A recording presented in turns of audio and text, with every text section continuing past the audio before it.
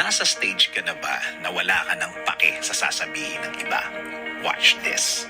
Sana nga narating mo na ang stage na ito sa buhay. Siguro mas tahimik ang buhay mo. Mas may peace, mas may focus, mas may direction. Kasi nga, sa pangarap mo lang ikaw nakatutok. Wala ka ng pake sa mga sasabihin ng iba. Hindi ka na naapektuhan ng mga salitang wala namang pakinabang sa mga gagawin mo. Hindi naman makakatulong in any way and in any form. Mga salitang daldal lang talaga. Samahan ang mga taong pinili kang makasama. Dahil ang mga taong ito ay willing magbigay ng oras. Oras na pinili nilang i-share sa'yo. Oras na pwede mong asahan sa mga support na kailangan mo. Support na hindi mo mahahanap sa ibang tao.